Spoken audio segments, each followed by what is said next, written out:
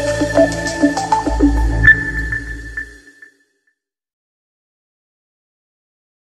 Everyone, JavaScript के lecture series में आपका स्वागत है। आज हम लोग पढ़ने वाले हैं कि how to create an interactive form. Interactive form से मेरा मतलब ये है कि हम लोग एक ऐसा फॉर्म बनाने जा रहे हैं जिस फॉर्म में जो इनपुट है आप बेहतर तरीके से दे सकते हैं, टेक्स्ट बॉक्स के माध्यम से दे सकते हैं और फॉर्म मुझे रिस्पॉन्स करेगा, है ना।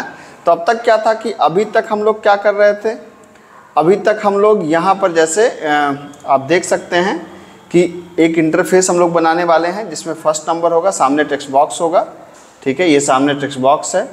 ये सेकंड नंबर है, सामने टेक्स्ट बॉक्स 2 होगा। ये थर्ड नंबर है, सामने टेक्स्ट बॉक्स 3 होगा। और ये एक बटन है जिस बटन का नाम है क्या, B1, ठीक है। तो इस बटन का नाम है B1।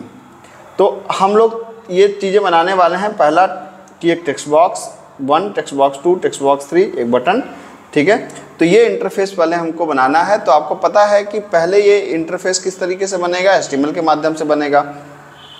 अच्छा, आपको ये पता होना चाहिए कि ये सारी चीज़ें जिस चीज़ के हम लोग रखेंगे, मतलब कभी भी जो ये जो फॉर्म की डिज़ाइन होती है इसको इंडिपेंडेंट नहीं बनाते, हमेशा इसको लिखा जाता है किसी फॉर्म के अंदर, ठीक है। और जैसे फॉर्म आपने बनाया, मान लीजिए इस फॉर्म का नाम आपने रखा F1, ठीक है।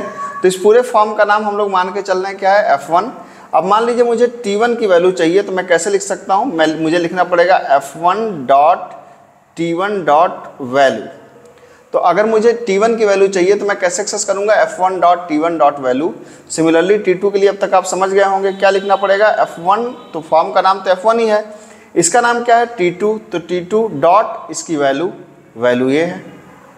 सिमिलरली T3 की वैल्यू अगर हमें चाहिए तो हम क्या लिखेंगे, F1.T3.value।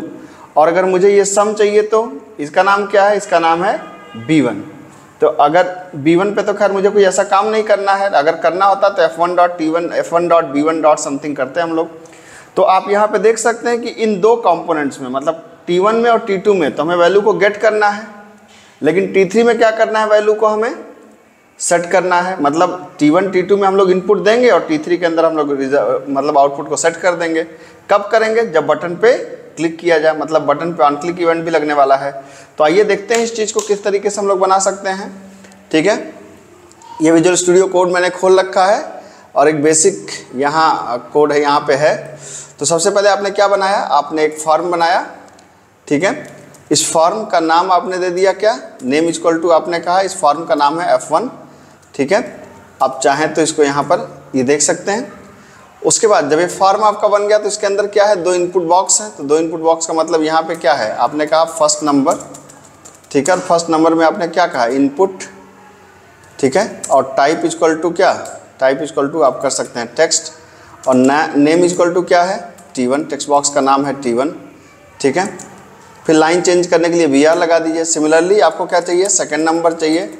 सेकेंड नंबर में क्या है, इनपुट, टाइप इक्वल टू क्या है, टेक्स्ट ही है। और नाम क्या है इसका, नाम है इसका टेक्स्ट बॉक्स 2, ठीक है। और ये भी बंद कर दिया आपने, यहाँ भी VR लगा दीजिए। सिमिलरली आपको क्या चाहिए, सिमिलरली आपको सम यहाँ पे बनाना है। तो आपने कहा इनपुट, टाइप इक्वल टू आपने कहा कि टेक्स्ट, और ये हो गया। नेम इक्वल टू आपने कर दिया क्या, T3, ठीक है। और ये बंद कर दिया आपने VR। सिमिलरली आपको अब यहाँ पे एक बटन बनाना है। तो आपने कहा input, type equal to button, ठीक है, बटन, वैल्यू इक्वल टू इसके ऊपर जो लिखा रहेगा ऐड, और इसका नाम क्या होगा, नेम इक्वल टू B1, ठीक है। अब हमने यहाँ पे कर दिया। अब हमें एक क्या बनाना है, एक फंक्शन बनाना है। आपको पता है कि T1 T2 की वैल्यू को लो, T3 के अंदर ऐड कर दो। तो अब एक फंक्शन यहाँ पे बना लिया। फंक्शन का नाम आप जो मन कर रख सकते हैं, जैसे फंक्शन का नाम हमने रखा ऐड, ठीक है। तो अब आपको क्या करना है, एक वेरिएबल ए लिया आपने कहा F1.T1.value। लेकिन बाय डिफ़ॉल्ट जो T1 से वैल्यू रिटर्न होगी वो स्ट्रिंग टाइप की होगी, जबकि हमें 2 नंबर जोड़ना है तो स्ट्रिंग टाइप की होगी। इससे हमको क्या लगाना पड़ेगा, यहाँ पे लगाना पड़ेगा _int, है ना। इसको इंटीजर में कन्वर्ट कर दे जिससे। सिमिलरली b इक्वल टू आप क्या कर सकते हैं, _int F1.T2.value, ठीक है। Similarly C is equal to आपने कहा A प्लस बी।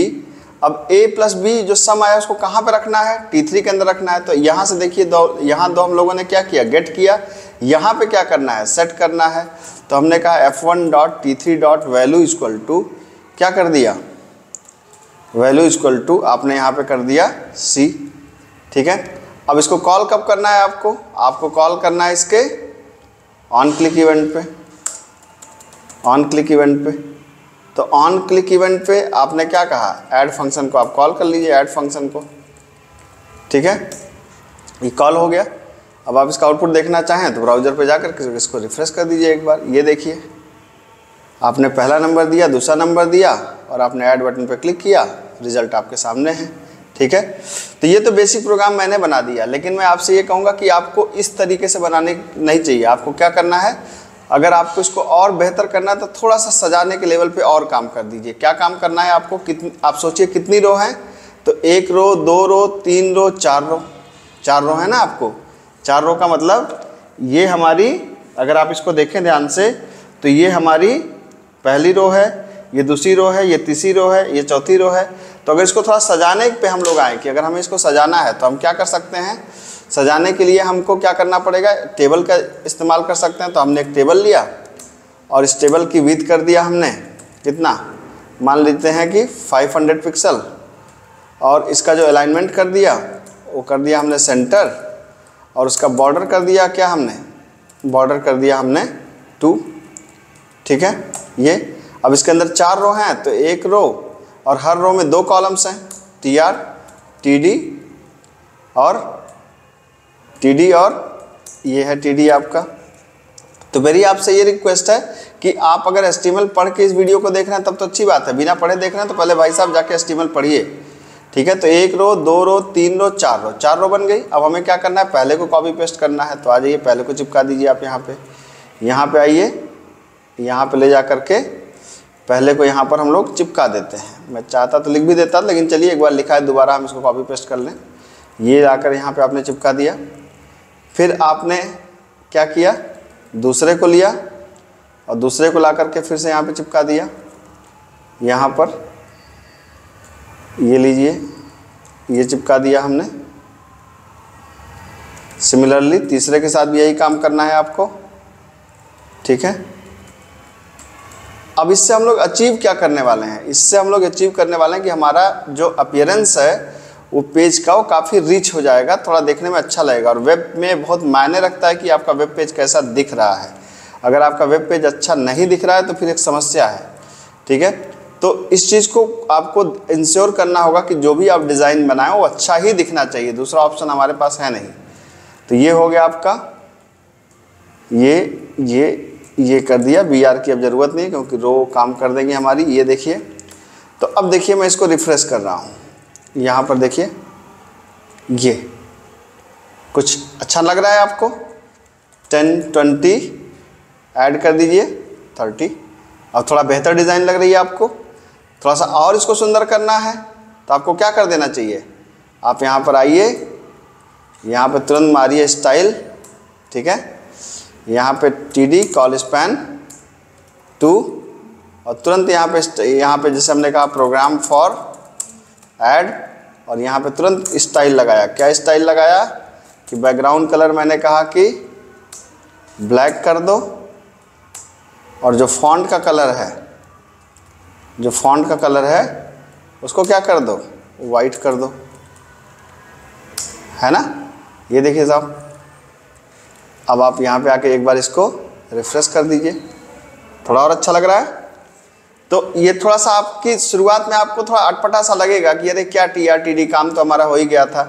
देखिए अगर आपको एग्ज़ाम में लिखना है तो जहाँ तक, इसीलिए मैंने इसको 2 टुकड़ों में बताया कि पहली बार आपको सिर्फ अगर एग्ज़ाम में लिखना है तो आपको वो लिखना चाहिए जो पहले मैं रन कराया था, लेकिन अगर आपको डेवलपमेंट पे करना है तो आपको ये करना चाहिए। अब आप डिसाइड कर लीजिए कि आप अगर एग्ज़ाम लिखना है तो बिना TR TD के भी चलेगा क्योंकि वहाँ लॉजिक चेक करना चाहते हैं लोग, और अगर आपको प्रोजेक्ट बनाना है तो वहाँ पे अपीयरेंस अच्छा होना चाहिए, तो उसके लिए आपको इस तरीके से करना पड़ेगा। तो इसको पढ़िए, मौज करिए, मिलते हैं अगले लेक्चर में। Thank you so much.